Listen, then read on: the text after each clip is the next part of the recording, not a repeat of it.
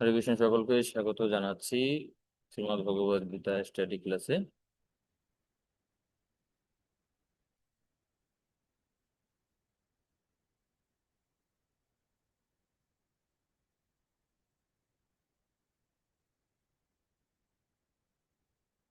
তো আমরা 13 অধ্যায়ে আছি। অধ্যায়ের শিরোনাম প্রকৃতি, পুরুষ, বিবেক, যোগ। আর আজকে আমরা আলোচনা করব 27 থেকে 35 নম্বর শ্লোক পর্যন্ত।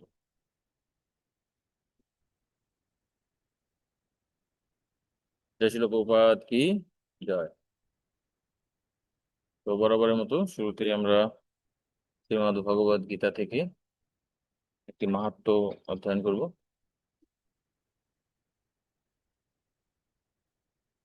যোধিতে বিষ্ণু পর্ব, ভুলে গেছি।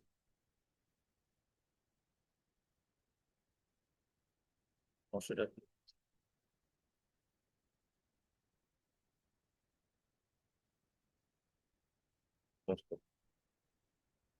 সমস্যা নেই। যোদিতে বিষ্ণু পর্বাহে গীতাম শ্রীবাসরে সাপম জাগ্রতম চলন তিষ্ঠন শত্রুবিংশাই হতে। অনুবাদটা পড়বেন কেউ?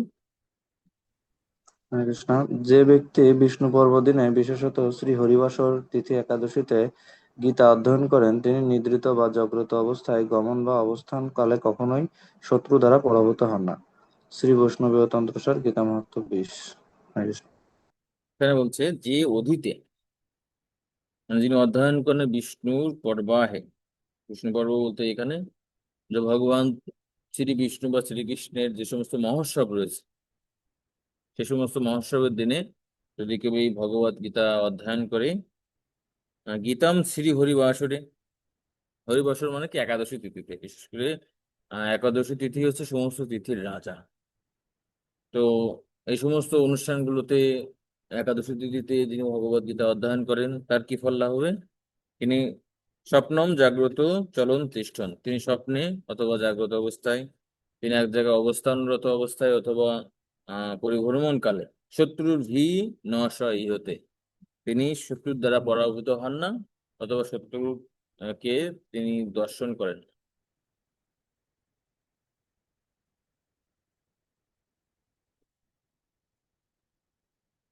তো শুরুতে আমরা এই অধ্যায়ের অনেকদিন পরে আজকে ক্লাস হচ্ছে। তো আমরা চেষ্টা করবো একটু পূর্ববর্তী অধ্যায়ে যে বিষয়গুলো আলোচনা করা হয়েছে একটু ডিটেলসে অল্প একটু জানার জন্য। তাহলে আমাদের এটা সুবিধা হবে আমাদের বোধগম্যতার ক্ষেত্রে। তো এই যে অধ্যায় প্রকৃতি, পুরুষ এবং বিবেক যোগ, প্রথম শ্লোকে অর্জুন 6টি প্রশ্ন করেছিলেন: প্রকৃতি কি, পুরুষ কি, ক্ষেত্র কি, ক্ষেত্রজ্ঞ কি, জ্ঞান কি এবং দেহ কি। আর ভগবান শ্রীকৃষ্ণ 2 থেকে 7 নম্বর শ্লোকে মূলত আর কি তার পরবর্তী শ্লোক থেকেই এই 6টি প্রশ্নের উত্তর প্রদান করবেন। মোটামুটি 26 নম্বর শ্লোক পর্যন্ত 6টি প্রশ্নের উত্তর প্রদান করছেন। তার মধ্যে 2 থেকে 7 নম্বর শ্লোক পর্যন্ত ভগবান শ্রীকৃষ্ণ ক্ষেত্রজ্ঞ জ্ঞান সম্পর্কে বর্ণনা করছেন, অর্থাৎ 3, 4 এবং 5 নম্বর শ্লোকে। তো ক্ষেত্রটা কি? ক্ষেত্র হচ্ছে এই দেহ, এই জড় দেহটা হচ্ছে ক্ষেত্র। আর ক্ষেত্রজ্ঞ হচ্ছে যিনি দেহকে জানেন, অর্থাৎ আত্মা। আর পরম ক্ষেত্রজ্ঞ হচ্ছে পরমেশ্বর ভগবান শ্রীকৃষ্ণ, যিনি পরমাত্মা রূপে প্রতিটি ক্ষেত্রে প্রতিটি দেহে অবস্থান করেন। আর জ্ঞান কি? জ্ঞান অর্থাৎ হচ্ছে যে এই ক্ষেত্র, এই দেহ সম্পর্কে, এই জড়জগৎ সম্পর্কে। তারপর হচ্ছে ক্ষেত্রজ্ঞ আত্মা এবং পরমাত্মা সম্পর্কে। যারা প্রকৃতি সম্পর্কে যিনি জানেন, তাকে এখানে জ্ঞানী বলা হচ্ছে, বা সেটাই হচ্ছে জ্ঞান। জীব, পরমাত্মা এবং জড়জগৎ সম্পর্কে জানাটা হচ্ছে জ্ঞান। 8 থেকে 12 পর্যন্ত এখানে জ্ঞান লাভের পন্থা সম্পর্কে আলোচনা করা হয়েছে। 5 নম্বর প্রশ্ন অর্থাৎ জ্ঞান।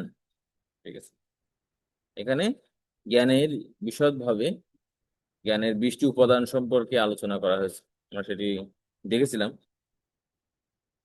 তারপরে 13 থেকে 19 পর্যন্ত এখানে জ্ঞেয়ম, অর্থাৎ জ্ঞানের বিষয়বস্তু, অর্থাৎ কার সম্পর্কে জানতে হবে, ঠিক আছে, সে সম্পর্কে জ্ঞেয়ম। 6 নম্বর প্রশ্নের উত্তর ভগবান এখানে প্রদান করছেন। আর তারপরে 20 থেকে 26 পর্যন্ত প্রকৃতি পুরুষ এবং তাদের মধ্যে সম্পর্ক, অর্থাৎ 1 এবং 2 নম্বর চলো প্রকৃতি অর্থাৎ জড়া প্রকৃতি। আর পুরুষ, পুরুষও আবার দুই প্রকার। হুম, পুরুষ হচ্ছে কি আত্মাও একটা পুরুষ, আবার একই সাথে পরম পুরুষ হচ্ছে কি, পুরুষ মানে এখানে ভোক্তা, পরম ভোক্তাকে, পরম ভোক্তা হচ্ছে পরমেশ্বর ভগবান শ্রীকৃষ্ণ। তো এই 27 থেকে 35 পর্যন্ত এখানে মূলত জ্ঞান চক্ষু নিয়ে আলোচনা করা হয়েছে। যিনি জ্ঞানবান, বিদ্বান, তিনি এই প্রকৃতি, পুরুষ, ক্ষেত্র, ক্ষেত্রজ্ঞ, জ্ঞান, জ্ঞেয় এগুলোর যথার্থভাবে দর্শন করতে পারে। এমন নয় যে আমি শুধুমাত্র আমার দৃষ্টি আছে, তার মাধ্যমে আমি এই 6টি বিষয়কে উপলব্ধি করতে পারবো। এই 6টি বিষয়কে উপলব্ধি করার জন্য আমাদের কি জ্ঞান শক্তি, জ্ঞান শক্তি অর্থাৎ জ্ঞান চক্ষুর সহায়তা গ্রহণ করতে হবে। যেখানে 27 নম্বর শ্লোকে প্রতিটি জীব প্রকৃতি এবং পুরুষের সমন্বয়। জীব কিসের দ্বারা সমন্বয় হচ্ছে? প্রকৃতি এবং পুরুষের সমন্বয়। আর 28 থেকে 31 পর্যন্ত জীব, প্রকৃতি ও পরমাত্মার মধ্যে সম্পর্কে যথার্থ দর্শন সম্পর্কে আলোচনা করা হয়েছে। আর 32 থেকে 35 পর্যন্ত আত্মার নির্লিপ্ততা। আত্মা এই জড়জগতে কোনো বিষয়ের সাথে লিপ্ত হন না, স্বতন্ত্র অবস্থায় পূর্ণরূপে অবস্থান করে থাকেন। তো ঠিক আছে, আমরা এখন আমাদের মূল ক্লাসে প্রবেশ করছি। 27 থেকে 35 পর্যন্ত জ্ঞানচক্ষু। তো যোগসূত্র পূর্ববর্তী সেকশন গুলোর সাথে সঙ্গে এই বর্তমান সেকশনের কিছু যোগসূত্র রয়েছে। এখানে আমরা দেখতে পাচ্ছি যে শ্রীকৃষ্ণ অর্জুনের 13.1, ঠিক আছে, 13.1, অর্থাৎ এই অধ্যায়ের প্রথম শ্লোকে যে 6টি প্রশ্ন করছিলেন, প্রকৃতি কি, পুরুষ কি, ক্ষেত্র কি, জ্ঞান কি, জ্ঞেয় কি, এ সম্পর্কে। এবং ঘরে আগের ইয়েটা আগের ছাড়ে দিতে না ভয়টা কাটতে পারেনি এখন ভগবান আচ্ছা, কেউ যেন আনমিউট আছেন, একটু কাইন্ডলি মিউট করে নেবেন।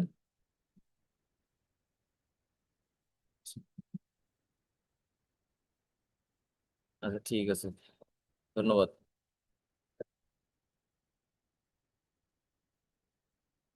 তো ভগবান শ্রীকৃষ্ণ এই 26 নম্বর শ্লোক পর্যন্ত, 2 থেকে 26 পর্যন্ত এই 6টি প্রশ্নের উত্তর প্রদান করছেন বিশদভাবে।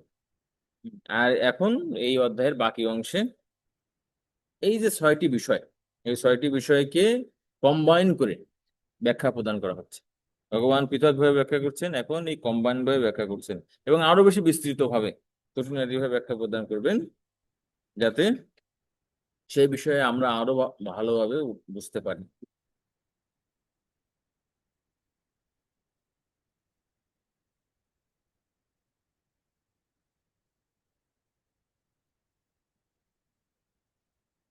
তো 27 নম্বর শ্লোক, এখানে মূলত প্রকৃতি এবং পুরুষ এর অবদান সম্পর্কে বর্ণনা করা হচ্ছে। এই জড় জগতে, জড় দেহে আহ তো প্রকৃতি এবং পুরুষের কি অবদান রয়েছে সে সম্পর্কে আমরা শ্লোকটি পড়বো। যাবৎ সংজায়তে কিঞ্চিৎ সত্যম স্থাবরো জঙ্গমম ক্ষেত্র ক্ষেত্রজ্ঞ সংযোগাৎ তদ্বিদ্ধি ভারতর্ষভ। অনুবাদটিকে করবেন। হরে কৃষ্ণ। হে ভারত শ্রেষ্ঠ, স্থাবর ও জঙ্গম উভয়েরই যা কিছু অস্তিত্ব আছে সে সবই ক্ষেত্র ও ক্ষেত্রজ্ঞের সংযোগ থেকে উৎপন্ন হয়েছে বলে জান। হরে কৃষ্ণ। হুম। তো এখানে একত্রে বর্ণনা করা হচ্ছে, এ পর্যন্ত কি পৃথকভাবে বর্ণনা করা হয়েছে। এখানে বলছে যাবৎ সংযতে কিঞ্চিত, যা কিছু, যা কিছু সৃষ্টি হয়েছে, সংযত মানে সৃষ্টি হয়েছে, সত্যম স্থাবরম জঙ্গমম, স্থিতিশীল সেগুলো কি, সেগুলো দুটি ভাগে ভাগ করা যায় যত সৃষ্টি আছে। একটি হচ্ছে স্থাবর। স্থাবর মানে কি, যে যেগুলো নড়াচড়া করতে পারে না, নন মুভেবল এন্টিটি। আর জঙ্গমম শব্দ অর্থ কি, যেগুলো নড়াচড়া করতে পারে, জীব সমূহ, ঠিক আছে, মুভেবল এন্টিটি। এর সবগুলোই সৃষ্টি হয়েছে কিসের দ্বারা? ক্ষেত্র ক্ষেত্রজ্ঞ সংযোগাত। ক্ষেত্র বলতে কি, ক্ষেত্র বলতে জড় দেহ, জড় জগৎ বা জড় উপাদান, সৃষ্টির জড় উপাদানকে বোঝানো হচ্ছে।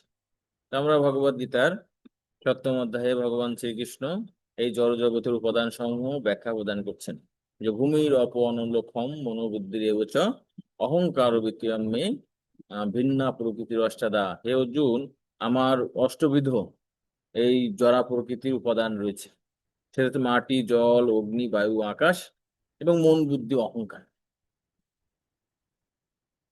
তো এই যে জড় প্রকৃতির সাথে কি, এই জড় প্রকৃতি দ্বারা তৈরি হয়েছে কি ক্ষেত্র। ক্ষেত্র অর্থাৎ জীব দেহকে বোঝানো হচ্ছে। আর ক্ষেত্রজ্ঞ কি, এই জীব দেহে দুই ধরনের ক্ষেত্রজ্ঞ রয়েছে। ক্ষেত্রজ্ঞ মানে আমরা ইতিমধ্যে আলোচনা করছি, ক্ষেত্রজ্ঞ আর কেউ নয়, ক্ষেত্রজ্ঞ হচ্ছে আত্মা, যিনি এই দেহ সম্পর্কে জানেন। আর আরেকজন ক্ষেত্রজ্ঞ রয়েছে, তিনি হচ্ছে পরমাত্মা, তিনি হচ্ছে পরম ক্ষেত্রজ্ঞ। তাই শুধুমাত্র যে জড় উপাদানের মাধ্যমে স্থাবর জঙ্গম সৃষ্টি হতে পারে এমন নয়। শুধুমাত্র জড় উপাদান থাকলে কি হবে, সেগুলো দ্বারা কি সেটি চলাচল করতে পারবে না বা একসাথে মিশতে পারবে না। এই মেশার জন্য কি দরকার, মেশার জন্য ক্ষেত্রজ্ঞ দরকার, আত্মার দরকার। আর আত্মাও যদি এই শরীরের মধ্যে প্রবেশ করে, তবুও তিনি স্বাধীনভাবে কর্ম করতে পারবে না। আত্মার সহযোগিতার জন্য পরম ক্ষেত্রজ্ঞ পরমেশ্বর ভগবান শ্রীকৃষ্ণের অংশ প্রকাশ পরমাত্মার সাহায্য করবে। তাই এখানে বলছে ক্ষেত্রজ্ঞ সংযোগা, যা কিছু সৃষ্টি হয়েছে, ঠিক আছে, প্রকৃতির জড় উপাদান, আত্মা, পরমাত্মা। মূলত অর্জুনের যে 6টি প্রশ্ন ছিল, ঠিক আছে, প্রকৃতি, পুরুষ, ক্ষেত্রজ্ঞ, জ্ঞান, জ্ঞেয়, এই 6টি বিষয় মূলত 3টি বিষয়ের উপর আধারিত। 3টি বিষয়কে আরো বিস্তৃতভাবে 6টি বিষয়ে ব্যাখ্যা করা হয়েছে। সেটা হচ্ছে জীব, জগৎ এবং জগদীশ। জীব বলতে আত্মাকে বোঝানো হচ্ছে, জগৎ বলতে জড় উপাদানকে বোঝানো হচ্ছে, আর জগদীশ বলতে পরমাত্মাকে বোঝানো হচ্ছে। তাই এই 3টি ভিন্ন, এই জগতে আমরা আর কোনো শক্তি দেখতে পাই না। 28 নম্বর শ্লোক। তো 28 নম্বর শ্লোকে যাওয়ার আগে ছিল প্রভুপাদ এখানে তাৎপর্য বলছেন, আপনাদের যাদের কাছে বই রয়েছে দেখতে পারেন। জড় প্রকৃতি ও জীব উভয়ে সৃষ্টির পূর্বে বর্তমান ছিল, তাদের সম্বন্ধে এই শ্লোকে ব্যাখ্যা করা হয়েছে। যা কিছু সৃষ্টি হয়েছে তা জড় প্রকৃতি বা জীবের সমন্বয়ের ফলে। প্রকৃতিতে গাছপালা, পাহাড়, পর্বতের মতো অনেক কিছু আছে যা স্থাবর অর্থাৎ গতিশীল নয়, অনেক কিছু আছে যা জঙ্গম বা গতিশীল। তারা সকলেই জড়া প্রকৃতি বা পরা প্রকৃতি বা জীবাত্মার সমন্বয় ছাড়া আর কিছুই নয়। পরা প্রকৃতি জীবাত্মার সংস্পর্শ ছাড়া কোনো কিছুই বিকাশ হতে পারে না।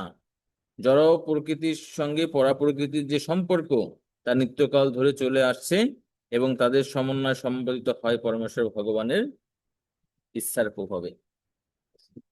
তো আমরা এখানে দেখতে পাচ্ছি যে এই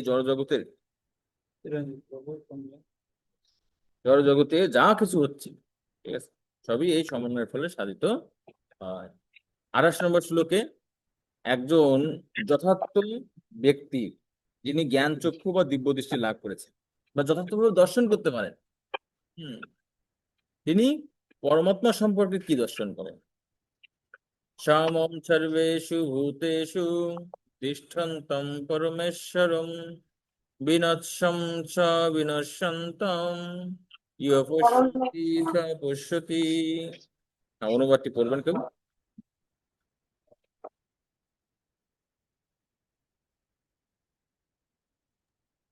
হরে কৃষ্ণ।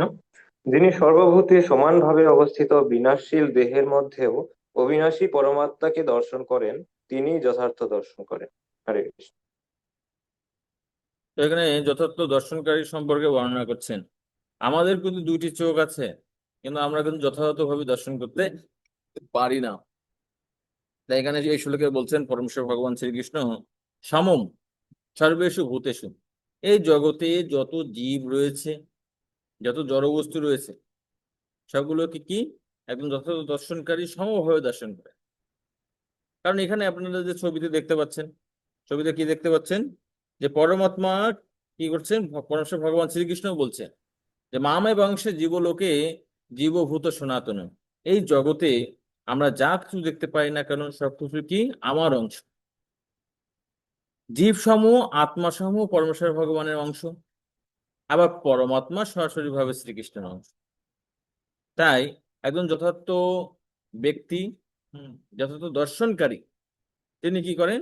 সবাই সব জায়গায় দর্শন করে। তিষ্ঠন্তম পরমেশ্বরম, তিনি পরমেশ্বর ভগবানকে, পরমাত্মাকে দেখতে পারেন। ঠিক আছে? বিনশ্বৎ স অবিনশ্বন্তম, এই জড় দেহ, যত দেহ রয়েছে সেগুলো কি? সেগুলো হচ্ছে বিনাশশীল। কিন্তু এই বিনাশশীল দেহের মধ্যে অবিনশ্বন্তম, তিনি অবিনাশী আত্মাকে দর্শন করেন, অবিনাশী পরমাত্মাকে দর্শন করেন। য পশ্যতি স পশ্যতি, প্রথম পশ্যতি মানে কি? এটা ভার বলছে। যিনি এভাবে দর্শন করে, স্বপশ্যতি, তিনি হচ্ছে কি? তিনি হচ্ছে পশ্যতি মানে এখানে কর্তা বলছে, যে তিনি প্রকৃত দর্শনকারী। ঠিক আছে? আর এর এর ভিন্ন যিনি দর্শন করেন তিনি প্রকৃত দ্রষ্টা নন। তো শিল প্রভুপাদের তাৎপর্যের কোটেশনটি পড়বেন। হরে কৃষ্ণ।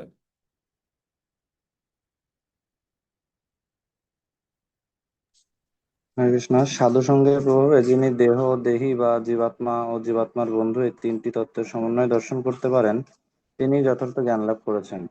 যে পারমার্থিক বিষয়ে প্রকৃত তত্ত্বজ্ঞের সঙ্গ করে না, সে এই তিনটি বস্তু দেখতে পায় না। তাৎপর্য 28। হরে কৃষ্ণ। তো যথার্থ তত্ত্বদ্রষ্টা বা যথার্থ দৃষ্টি লাভ করার জন্য আমরা কিভাবে সেই দৃষ্টিতে লাভ করতে পারি? শিল প্রভুপাদ তাৎপর্য একদম শুরুতেই বলছেন যে যিনি সাধু সঙ্গ করেন তিনি দেখতে পারেন। তিনি কি দেখতে পারেন? এই যে দেহ, দেহের উপাদান সমূহ, দেহের গঠন কি, তারপর দেহি, দেহি মানে কি? দেহি মানে জীবাত্মা, এবং জীবাত্মার বন্ধু অর্থাৎ পরমাত্মা, এটি দর্শন করতে পারে। কিন্তু আমরা যদি তত্ত্বদৃষ্ট ব্যক্তির সঙ্গ না করি, ঠিক আছে, তার কাছ থেকে দিব্য জ্ঞান লাভ না করি, তো যতই আমরা জ্ঞানী হই না কেন, যতই আমরা জল্পনা কল্পনা করি না কেন, এই দর্শন আমরা লাভ করতে পারি না। তাই এখানে বলছে জ্ঞান চক্ষু বা শাস্ত্র চক্ষু খুব গুরুত্বপূর্ণ। আর সেটা প্রদান করতে পারে কে? যেমন যেমন আমরা একটা ভজন রয়েছে গুরু পূজাতে গাই, যে দিব্য জ্ঞান হৃদয়ে প্রকাশিত। ঠিক আছে, একজন তত্ত্বদৃষ্ট ব্যক্তি কি করতে পারেন? আমাদেরকে দেখাতে পারে। ওম অজ্ঞান অতিমিরান্ধস্য জ্ঞানাঞ্জন শলাকয়া। আমাদের জন্ম হয়েছে কোথায়? অজ্ঞানে। ঠিক আছে, একজন অন্ধ ব্যক্তি কি হাতি দেখতে পারে? দেখতে পারে না।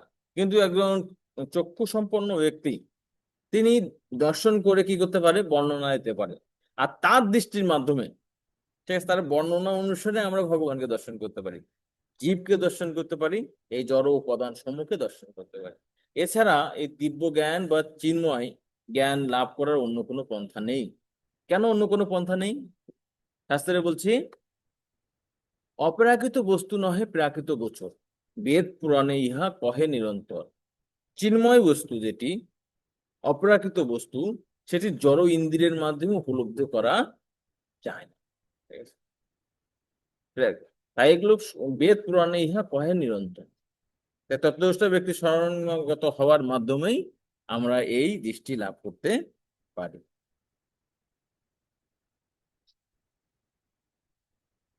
তো 28 নম্বর শ্লোকে বলা হচ্ছে একজন তত্ত্বদ্রষ্টা যিনি প্রকৃতভাবে দর্শনকারী, পরমাত্মাকে দর্শন করেন, ভগবানকে দর্শন করেন, এই ধরনের দৃষ্টি তা থাকার ফলে তার কি লাভ হতে পারে?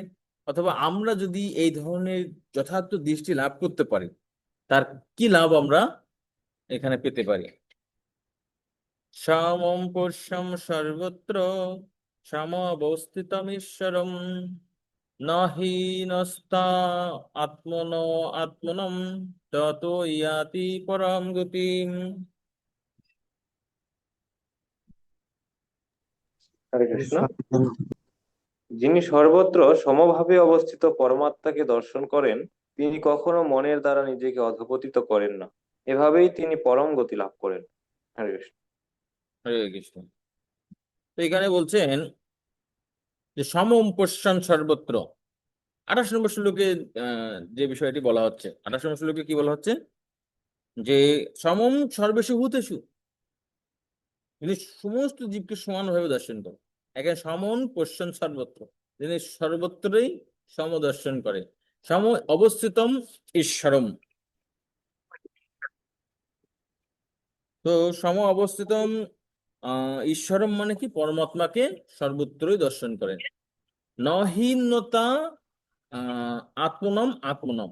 তো হীনস্তা শব্দের অর্থ কি? অধঃপতন।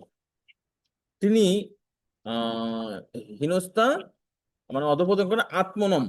তো প্রথম আত্মনা বলতে হচ্ছে মনের দ্বারা, ঠিক আছে? আর আত্মনম মানে আত্মাকে। তিনি মনের দ্বারা আত্মাকে অধঃপতন করেন না। তো এখানে যদি শাব্দিক ভাবে দেখি, আত্মনো আত্মনম আত্মাকে বোঝানো হচ্ছে, কিন্তু প্রকৃতপক্ষে না। আত্মা শব্দের বহুবিধ অর্থ হয়। আত্মা শব্দের অর্থ মন, আত্মা শব্দের অর্থ দেহ, আত্মা শব্দের অর্থ আত্মা, আত্মা শব্দের অর্থ পরমাত্মা, আত্মা শব্দের অর্থ জড় জগৎ, আত্মা শব্দের অর্থ পরমাত্মা, আত্মা শব্দের অর্থ ভগবান। অনেক কিছু হতে পারে। তো কোন কনটেক্সটে কোন শব্দটি ব্যবহার করা হয়েছে সেটি অত্যন্ত গুরুত্বপূর্ণ। তাই এখানে বলছে, যিনি এভাবে দর্শন করেন, সর্বত্রই সমভাবে পরমাত্মাকে, ভগবানকে, জীবাত্মাকে দর্শন করবেন, তিনি নহিন্নতা আত্মনো আত্মনাম, তিনি মনের দ্বারা বিভ্রান্ত হয় না। তত জানতি পরাম গতি, তিনি কি করেন? পরাগতি, অর্থাৎ তিনি ভগবত ধামে প্রবেশ করতে পারেন। তো এখানে আমরা দুইটি ফলাফল দেখতে পাই। দুইটি ফলাফল কি? প্রথম ফলাফল, তিনি মনের দ্বারা অধঃপতিত হবেন না। দ্বিতীয় ফলাফল হচ্ছে, এটা হচ্ছে গৌণ ফলাফল। প্রত্যেকটা ইসের যখন আমরা ফলাফল বা রেজাল্ট দেখি, বহুবিধ রেজাল্ট থাকে। কিছু রেজাল্ট থাকে হচ্ছে কি উপসৃষ্টি, ফলাফল, আবার কিছু থাকে মুখ্য ফলাফল। তো এই যে মনের দ্বারা অধঃপতন না হওয়া, জড়জগতে টিকে থাকা, দৃষ্টিভঙ্গি ঠিক রাখা, এগুলোর উদ্দেশ্য কি? এগুলো হচ্ছে গৌণ ফলাফল। মুখ্য ফলাফল আছে তত জানতিন পরাম গতি, তিনি পরাগতি লাভ করেন, অর্থাৎ পরমেশ্বর ভগবানকে তিনি প্রাপ্ত হন। তো ছিল প্রভুপাদের এই শ্লোকের তাৎপর্য অংশটুকু পড়বেন কেউ? হরে কৃষ্ণ। জীবাত্মা তার জড়জাগতিক অস্তিত্ব স্বীকার করার ফলে তার চিন্ময় অস্তিত্ব থেকে ভিন্নতর অবস্থায় স্থিত হয়েছে। কিন্তু কেউ যদি বুঝতে পারে যে পরমেশ্বর ভগবান তার প্রকাশের মাধ্যমে সর্বত্র বিরাজিত, অর্থাৎ সর্বভূতে পরমেশ্বর ভগবানকে দর্শন করতে পারলে সে আর বিনাশী মনোভাবের দ্বারা নিজেকে অধঃপতিত করে না, এবং তাই সে ধীরে ধীরে চিন্ময় জগতের দিকে অগ্রসর হতে থাকে। তাৎপর্য 29। হরে কৃষ্ণ। তো আমরা কেন এই সমদৃষ্টি লাভ করতে পারি না? সব জায়গায় কেন ভগবানকে দেখতে পাই না? কারণ জড় জগতের প্রতি আসক্তির ফলে, জড় দেহের প্রতি আসক্তির ফলে, ঠিক আছে? তার ফলে কি হয়? তার ফলে আমি যখন কোনো ব্যক্তিকে দেখি, তার বাহ্যিক বিষয়টাকে আমি বিবেচনা করি, ঠিক আছে? তো যখন আমাদের এই আসক্তি যত কমে যাবে ভক্তির মাধ্যমে, ততই আমরা পরমেশ্বর ভগবানকে দেখতে পাবো। যেমন একটি দর্পণ বা আয়নাতে যদি অনেক ময়লা থাকে, তখন কি হবে? মুখমণ্ডল কিন্তু ঠিকভাবে দেখা যায় না। কিন্তু যখন সেই ময়লা আয়নাটিকে পরিষ্কার করা হয়, তখন কিন্তু ঠিকই কিন্তু দেখা যায়, তাই না? ঠিক তেমনি ভক্তির মাধ্যমে যখন আমাদের হৃদয়ের কলুষতা দূরীভূত হবে, আমাদের স্বরূপ যে জীব কৃষ্ণ নিত্য দাস, এটি যখন উপলব্ধি হবে, তখন সর্বত্রই ধীরে ধীরে আমরা কি করতে পারবো? সর্বত্রই ধীরে ধীরে আমরা পরমাত্মা ভগবানকে দর্শন করতে পারবো।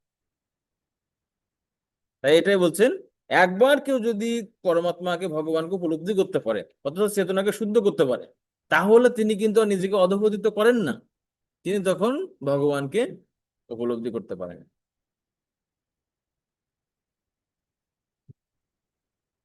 তো 30 নম্বর শ্লোকে এখানে জীব ও প্রকৃতি সম্পর্কে যথার্থ দর্শন। তো 28 এবং 29 নম্বর শ্লোকে সেখানে মূলত পরমাত্মাকে দর্শন সম্পর্কে বর্ণনা করছেন। আর এখন এখানে যিনি আত্মা সম্পর্কে এবং জড়দেহ সম্পর্কে বর্ণনা করা হচ্ছে, সেই সম্পর্কে একজন যথার্থ তত্ত্বদ্রষ্টা ব্যক্তি কিভাবে দর্শন করেন। প্রকৃতব্য চ কর্মাণি চিরমানানি সর্বশঃ ইহ পশ্যতি তথাত্মনম অকর্তারম স পশ্যতি। হরে হরে কৃষ্ণ। কৃষ্ণ। যিনি হরে দর্শন কৃষ্ণ। করেন যে যিনি দর্শন জড় করেন যে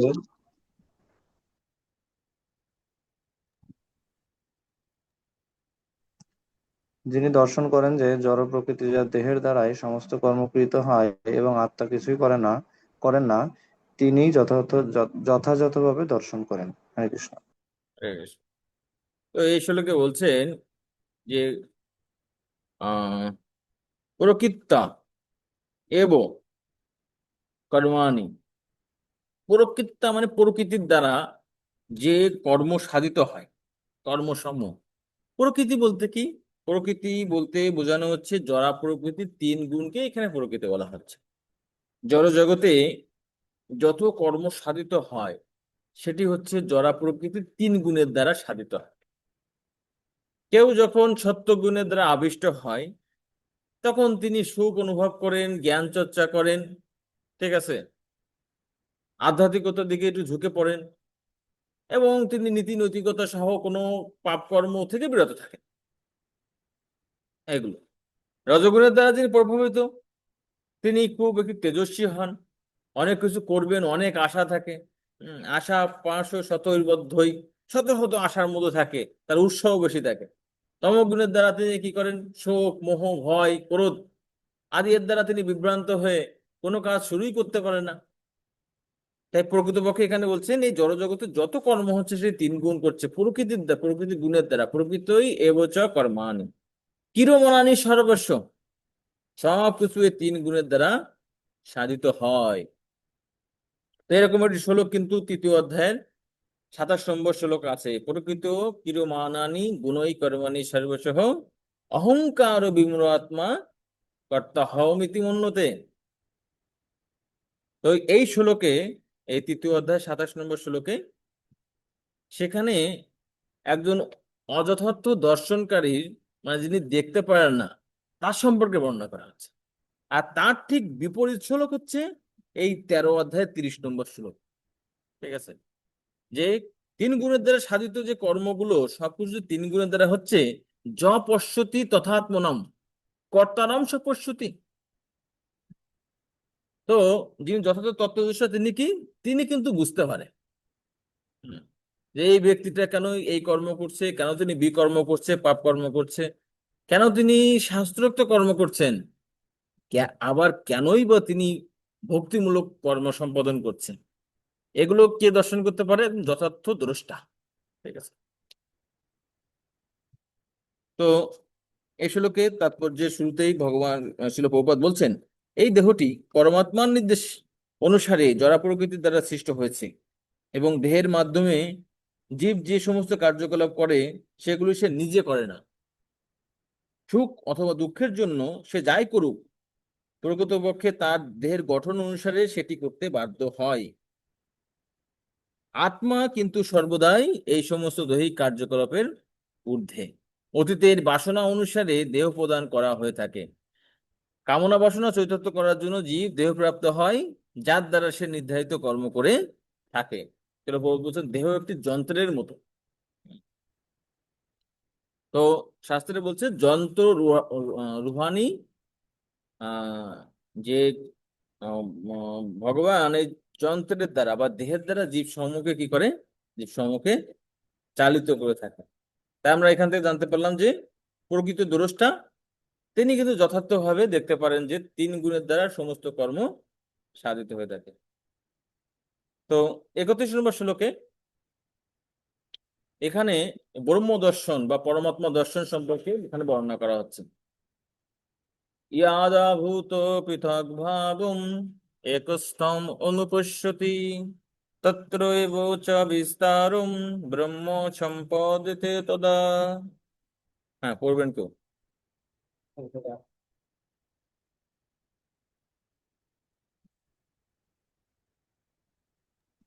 হরে কৃষ্ণ।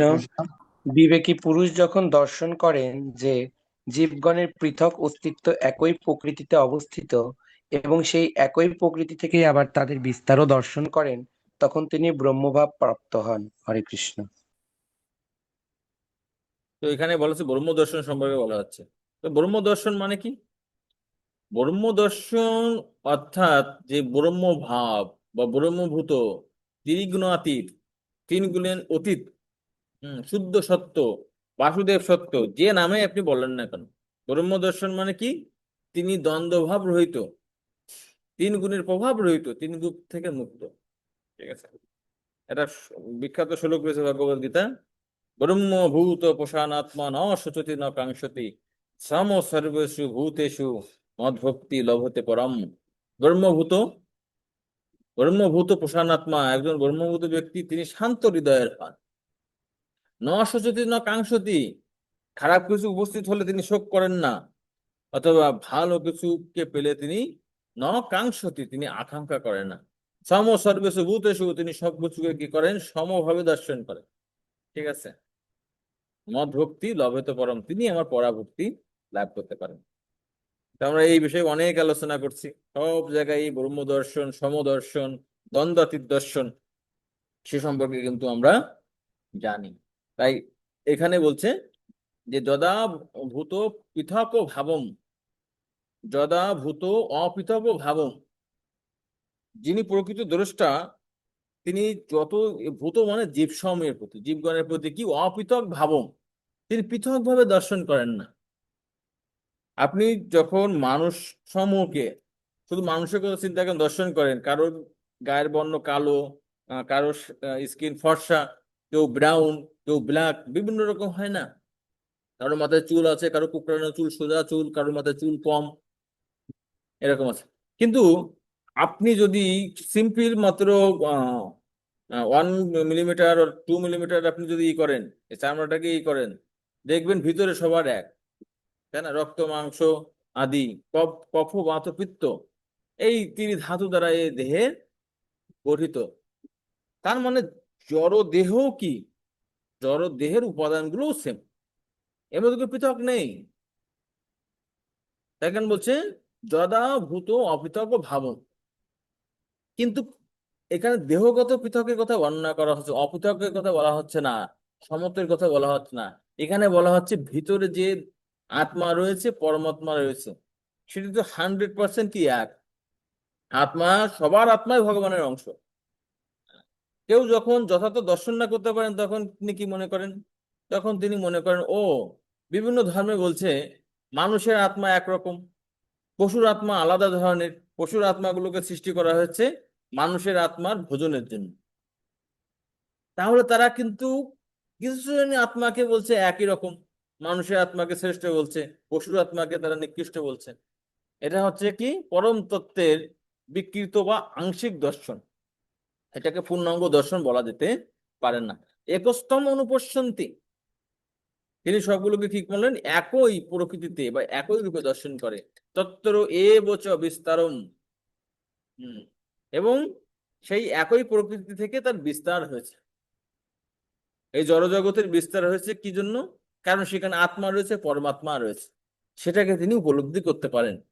ব্রহ্ম সম্পদতে তদা, তিনি প্রকৃতপক্ষে ব্রহ্ম ভাব প্রাপ্ত হয়েছেন। তো শিল গৌড়পাদ তাৎপর্য বলছেন, কেউ যখন দর্শন করতে পারেন যে জীব তার কামনা বাসনার ফলে নানা রকম জড় দেহ প্রাপ্ত হয় এবং আত্মার থেকে সেই জড় দেহ পৃথক, তখন তিনি যথার্থভাবে দর্শন করতে পারেন।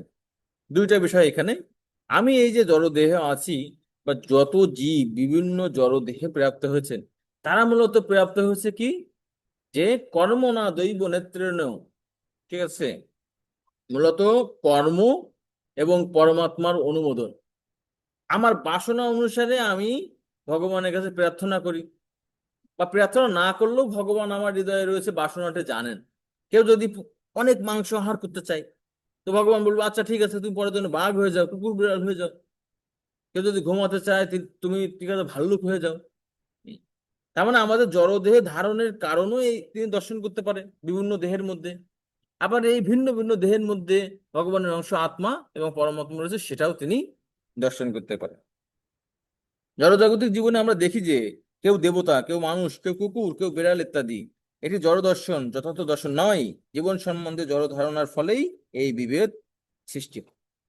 জড়জগতের ধারণার কারণে ভিন্ন ভিন্ন ভিন্ন ভাবে আমি দর্শন করতে পারি, যথার্থ দর্শন হলে এই ভিন্নতা আর থাকে না। 32 নম্বর শ্লোক।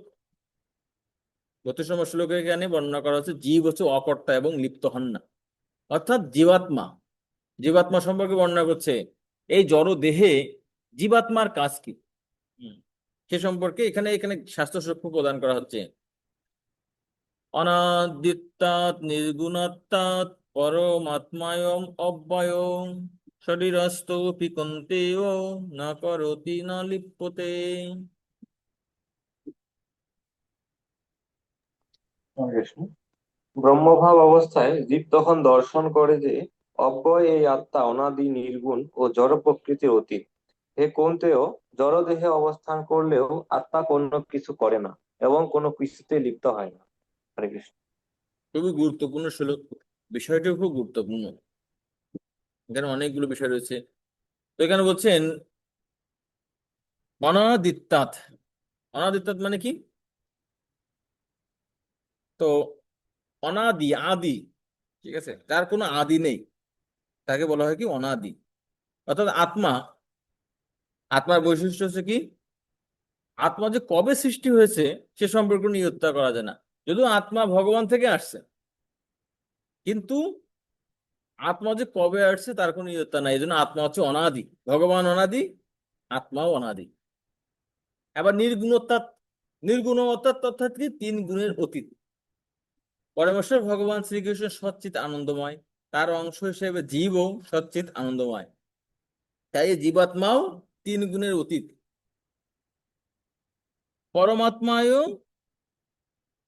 পরম, আত্মায় অয়ম অব্যয়। এখানে পরমাত্মা বলতে পরমাত্মা ভগবানকে বোঝাচ্ছে না, এখানে পরমাত্মা বলতে পরম অর্থে এখানে জড় জগতের অতীতকে বোঝানো হচ্ছে। তাই আত্মা হচ্ছে জড় জগতের অতীত। এবং চতুর্থ বৈশিষ্ট্য বর্ণনা করছে অব্যয়, আত্মার কোনো ক্ষয় নেই। তো পরমাত্মা মানে কি, জড় জগতের অতীত। তো এখানে এই প্রথম যে লাইনটি রয়েছে সেখানে জীবাত্মার চারটি বৈশিষ্ট্যের কথা বর্ণনা করা হচ্ছে। দ্বিতীয় লাইনে মূলত এখানে জীবাত্মা এত বৈশিষ্ট্য থাকা সত্ত্বেও এই জড় জগতে যখন পতিত হয়, জীবাত্মার কি হয়? জীবাত্মা কি জড়ের সঙ্গে মিশে যান, জড়গুণ প্রাপ্ত হন, নাকি তিনি তার উপরে যে চারটি গুণের কথা বর্ণনা করছে সেই সমস্ত গুণ সমূহকে ধারণ করতে পারেন? তা সেখানে বলছে শরীরস্থ অপিকন্তেও, এই অনাদি নির্গুণ জড়াতীত অব্যয় আত্মা শরীরস্থ অপিকন্তেও, হে কন্তেও, যখন এই জড় শরীরকে গ্রহণ করেন, ন করতি ন লিপ্যতে, জড় শরীরে অনেক ধরনের কর্ম সম্পাদন করে থাকে, কিন্তু তিনি সে সমস্ত কর্ম ন করতি, করেন না, ন লিপ্যতে, তিনি সে সমস্ত বিষয়ে কোনো লিপ্ত হন না বা আসক্ত হন না। তো এখানে তাহলে আমরা যে এই শরীরে রয়েছে, এই শরীরে থাকার ফলে আমরা সুখ দুঃখ, হাসি আনন্দ বিভিন্ন রকম লাভ করছি, বিভিন্ন ধরনের আবেগ, বিভিন্ন ভিন্ন ভিন্ন অনুভূতি আমাদের হচ্ছে। এই অনুভূতিগুলো কোথা থেকে আসলো? এর অনুভূতি যদি জড় দেহ থেকে উৎপন্ন হয়, তার দ্বারা কি আত্মা প্রভাবিত হয় না? আমি যখন ভয় পাই, আত্মা কি ভয় পায় না? হ্যাঁ, আমি যখন কোনো পাপ কর্ম করি, সেই পাপের ফল আত্মা কি পায় না? তো এখানে বলছেন যে ন করতি, এই জড়দেহে তিনি সেখানে থাকলেও আত্মার কোনো কিছু করার নেই, আত্মা এর দ্বারা আকৃষ্ট বা আসক্ত বা লিপ্ত হয় না। যেমন ছোট একটি উদাহরণ প্রদান করি।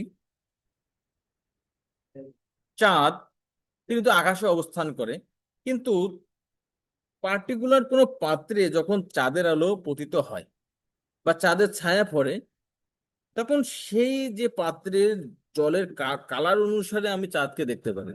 কিন্তু অরিজিনাল যে চন্দ্র, সেটি সাদা হতে পারে অথবা সোনালী হতে পারে, তাই না? তার কি কোনো পরিবর্তন হয়? হয় না। যখন সেই পাত্রের জলকে একটু নাড়ানো হয়, তখন মনে হয় ও আচ্ছা চাঁদ নড়ছে, চাঁদ মনে হয় প্রভাবিত হচ্ছে এই জলটাকে নাড়ানোর জন্য। কিন্তু প্রকৃতপক্ষে আকাশস্থ যে চন্দ্র, তার কিন্তু কোনো বিকার তার দ্বারা প্রাপ্ত হয় না। ঠিক আছে, তাহলে আমরা কেন এটাকে অনুভব করি? কারণ আমরা এই জড় দেহের প্রতি আসক্ত। ঠিক আছে, যখন মনে করেন যে আপনার পাশে একটি বাসায় আগুন ধরে গেল, তো পার্শ্ববর্তী বাসায় যদি আগুন ধরে যায়, আপনি কিন্তু তার দ্বারা প্রভাবিত হবেন না, কারণ সেই বাসার প্রতি আপনি আপনি আসক্ত নন। কিন্তু আপনার নিজের বাসার প্রতি যখন আগুন ধরে, তখন কিন্তু তার দ্বারা কিন্তু আপনি প্রভাবিত হন। কেন প্রভাবিত হন? কারণ ওই বাসার প্রতি আপনি আসক্ত। ঠিক তেমনি আমরা যদি জড় দেহের প্রতি আসক্ত হই, তখন কিন্তু আমরা মনে হয় যে আমরা প্রভাবিত হচ্ছি। হুম। আবার এই দেহের প্রতি যদি আমি অনাসক্তি ধারণ করতে পারি, তাহলে আমি কিন্তু জড়দেহের বিকারের প্রতি বিকার দ্বারা প্রভাবিত হই না। ঠিক আছে। তো শ্রীমদ ভাগবতের শুনতে একটি উদাহরণ প্রদান করা হচ্ছে চতুর্থ স্কন্ধে, যে একটি নারকেল নারকেল যখন কচি অবস্থায় থাকে, ডাব অবস্থায়, তখন দেখবেন যদি আপনি ঝাঁকুনি দেন কোনো শব্দ শুনতে পারবেন না, এবং তার যে ছালগুলোও কিন্তু কি করা, সেখান থেকে রিমুভ করা বা বের করাও কঠিন। কিন্তু যখন শুকিয়ে যায়, তখন দেখবেন নাড়া দিবেন, শব্দ পাবেন, এবং খুব সহজেই কিন্তু আপনি কি করতে পারবেন, সেখান থেকে বের করে সাদা অংশটা আপনি পেতে পারবেন। ঠিক আছে। ঠিক তেমনি আমাদের আসক্তির মাত্রা অনুসারে আমরা এই আত্মদর্শন করতে পারি। আত্মা অব্যয়, আত্মার কোনো বিকার এখানে হয় না। যেমন একটি সোনার যদি রিং, আংটি, যদি সেটি এমনকি যদি মলমূত্রের মধ্যে পতিত হয়, মানুষ সেটি নিয়ে কি করে, সেটি কিন্তু আবার ধুয়ে মুছে আবার করে। কারণ কি, তার কিন্তু কোনো হয় না, বিকার হয় না, পরিষ্কার করলেই কিন্তু হয়ে যায়।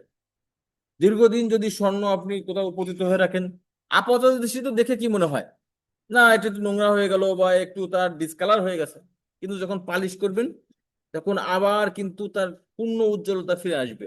ঠিক তেমনি এই জড়জগতে এই কি তুচ্ছ নিকৃষ্ট শরীরে যখন পতিত হয়, আপাতত দেখে মনে হয় যেন আত্মার গুণাবলীগুলো নষ্ট হয়ে গেছে, জড় বস্তুর সঙ্গে মিশে গেছে। কিন্তু যখনই কেউ ভক্তি যাজন শুরু করেন, তখন আমরা দেখতে পাই, ঠিক আছে, খুব দ্রুতই তিনি তার স্বরূপে ফিরে আসেন। এদের মধ্যে চেত দর্পণ মার্জনম বহুমহা দাবাগ্নি নির্বাপনম ছেড়েও কৈরব চন্দ্রিকা বিতরণম বিদ্যা বধু জীবনম। চিত্তরূপ মার্জন সম্পাদন করতে হবে হরিনামের মাধ্যমে। হরে কৃষ্ণ কৃষ্ণ কৃষ্ণ হরে হরে, হরে রাম রাম রাম হরে হরে। তাহলে আমরা বুঝতে পারবো যে আত্মা এর দ্বারা লিপ্ত হয় না। তো চিন্ময় আত্মা, জীবাত্মা চিন্ময় ও অপরিবর্তনীয়, কিন্তু জড়দেহের সংস্পর্শে এসে এর গুণের দ্বারা প্রভাবিত হয়ে পড়ে। এই প্রশ্নের উত্তর দিতে ভগবান শ্রীকৃষ্ণ পরে দুটি শ্লোকে দুইটি উপমা প্রদান করছেন, দুইটি উদাহরণ প্রদান করছেন, যার দ্বারা আমরা বুঝতে পারবো যে আত্মা এই জগতে আসলেও জড় বস্তুর দ্বারা প্রভাবিত হয় না, আত্মা জড়ের সঙ্গে মিশ্রিত হয় না। যথা সর্বগতম সূক্ষ্মাৎ আকাশম ন উপলিপ্যতে সর্বত্র অবস্থিত দেহে তথাত্মা ন উপলিপ্যতে। হ্যাঁ, পড়বেন কেউ?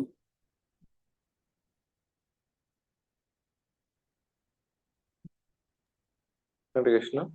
আকাশ যেমন সর্বগত হয়েও সূক্ষ্মতা হেতু অন্য বস্তুতে লিপ্ত হয় না, তেমনি ব্রহ্মদর্শন সম্পন্ন জীবাত্মা দেহে অবস্থিত হয়েও দেহকর্মে লিপ্ত হয় না। হরে কৃষ্ণ। এখানে বলছেন, সুন্দর একটি উদাহরণ দিচ্ছেন, যথা সর্বগতম সূক্ষ্মাৎ। আকাশ কি, আকাশকে কি আপনি ধরতে পারবেন? ঠিক আছে, কাটতে পারবেন না, আকাশ হচ্ছে সূক্ষ্ম। তাই আকাশ কোথায় নেই সেটা বর্ণনা করছে ঘটাকাশ পটাকাশ। ঘটাকাশ কি, দেখবেন মাটির পাত্র, মাটির ঘট, তার মধ্যে একটা ফাঁকা জায়গা আছে, তাকে বলা হচ্ছে ঘটাকাশ। আর পটাকাশ মানে কি, দৃশ্যমান আকাশ যেটা আমরা দেখতে পাই। হম। তো কোথায় এই পাঁচটি উপাদানের দ্বারা সংগঠিত হয়, তার মধ্যে আকাশ বা ইথার ফাঁকা স্থান কোথায় নাই? পরমাণুর মধ্যেও ফাঁকা আছে, এমনকি জীব কোষের মধ্যে, ক্ষুদ্র মধ্যে দিকে ফাঁকা রয়েছে, বৃহতের মধ্যে তো ফাঁকা তো অবশ্যই রয়েছে। কিন্তু আকাশকে মিশে যায়, ও আচ্ছা আচ্ছা আমার শরীরে এইখানে আছে আকাশ লেগে গেছে, কেউ বলতে পারবে যে আমার হাতে আকাশ লেগে আছে? আকাশ কিন্তু লেগে নেই। তার মানে কি, একটা জড় উপাদানও, আকাশ পঞ্চমহাভূতের যে বর্ণনা করে সেগুলো জড় পদার্থ, তো সেগুলো জড় পদার্থ হওয়ার পরেও কি মিশ্রিত হয় না, তাই না? দেখা যাচ্ছে যথা সর্বগতম সূক্ষ্মাৎ, কারণ আকাশের মধ্যে একটা গুণ রয়েছে সূক্ষ্মতা, সেজন্য তিনি সেটি মিশে যাননি। আকাশ অন্য উপলিপ্যতে সেগুলো মিশ্রিত হয় না। সর্বত্র অবস্থিত দেহে, ঠিক তেমনি সমস্ত জীব দেহে বা আমার দেহে সর্বত্রই আত্মার যে চেতনার বিকাশ, আমার আত্মার হৃদদেশে তিষ্ঠতি, কিন্তু আমার আঙুলে আত্মার এই যে আঙুল নাড়াতে পারছি, তার মানে আত্মা রয়েছে, চেতনার বিকাশ রয়েছে। সর্বত্র সেগুলো বিস্তার হলেও তদাত্মানো লিপ্যতে, এই জড় দেহে আত্মা লিপ্ত হয় না। ঠিক আছে, তাই এখানে যে উদাহরণটি প্রদান করা হচ্ছে সেটা আকাশের উদাহরণ। আকাশ যেমন লিপ্ত হয় না জড় দেহ, তেমনি এই জড় প্রকৃতি দ্বারা লিপ্যতা প্রাপ্ত হয় না। তো এখানে 34 নম্বর শ্লোকে আত্মার প্রভাব সম্পর্কে বর্ণনা করছে। ওখানে আকাশের উদাহরণ দেওয়া আছে, এখানে সূর্যের উদাহরণ দেওয়া হচ্ছে। যথা প্রকাশয়তি একো কিচ্ছন্নম লোকম ইমাম রবিহি ক্ষেত্রম ক্ষেত্রী তথা কিচ্ছন্নম প্রকাশয়তি ভারত। হরে কৃষ্ণ।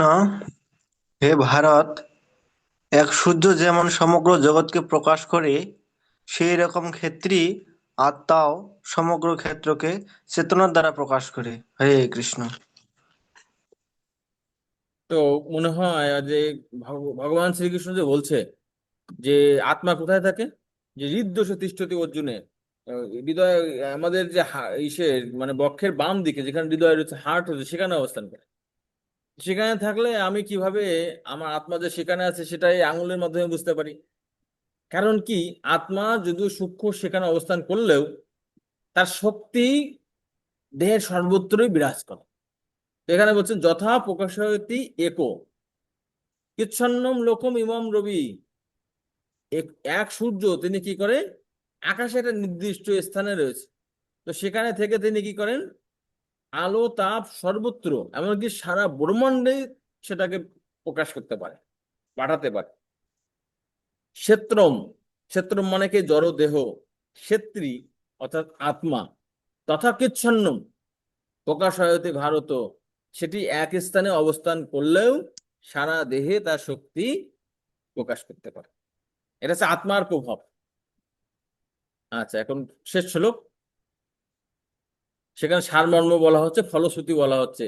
মানে এই 27 থেকে 34 নম্বর শ্লোক পর্যন্ত এই জ্ঞান চক্ষু জানার ফলে আমাদের কি লাভ হবে।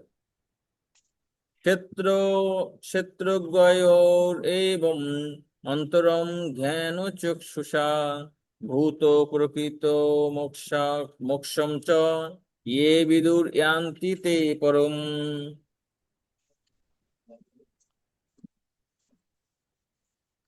হরে কৃষ্ণ।